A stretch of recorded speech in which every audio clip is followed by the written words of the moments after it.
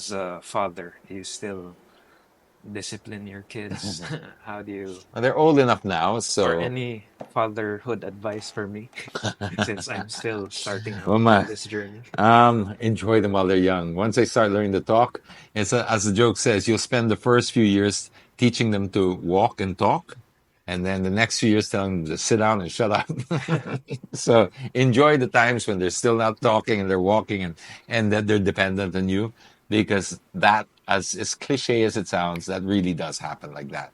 One day they want to be with their friends, they want to be somewhere else, but yeah, make Different every day count. challenges. Make every day count. It's corny, but it's cliche for a reason. It's because it's universally true. Different challenges, Different different challenges, chapters. and just spend time. You can't beat that. Especially these early years. I saw a graph about up until this age, 90% of the time that they'll spend with you is in this. It makes you think, wow, geez, you better be there, because later when they grow, they just don't. I mean, they're all great kids. You know they still come over and do what, we still hang out a lot. But of course, they've got their own interests now. They got work, they got girlfriends or boyfriends, and How do you find that balance where you're not too much, you're not too strict on them, but you also allow them their space to grow, make mistakes? I've talked to them honestly. I had these really very, and that's my parenting style is a lot like my brothers and I are very different. Like my brother's very traditional and strict.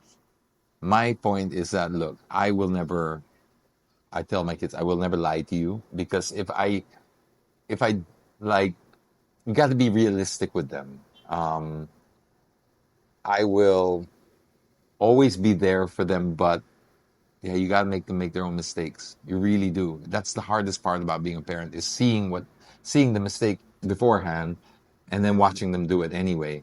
But then That's how they that's the only way. immerse because they That's the only actually way. Yeah. experience it, right? You can't send a proxy in for that, because they just won't learn the same way. You can you can show them a diagram, you can show them a video of the last guy that did the same thing. No, but it's not.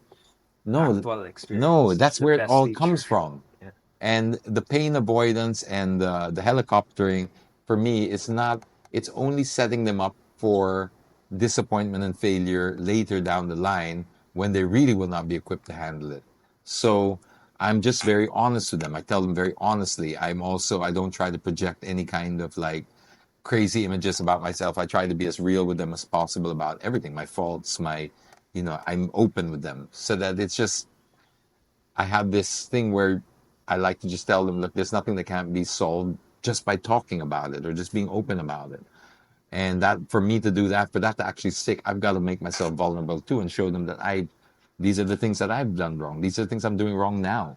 That's not easy for a father to do, but I've done that with my kids, because precisely I want them to sort of be prepared and realistic. Because when I was growing up, I had a different outlook, and your parents were always. Then there's always going to come that time where you're going to have that awakening and go, because you're going to see them in the same light or through the same eyes or through a different pair of eyes, grown up, and then you'll be like, wow, it's going to happen. So you may as well be realistic with them as they're growing up about, these are the mistakes that I make. This is where I'm weak. This is what I'm working on. This is where my strengths are. This is why I'm trying to just involve them like that.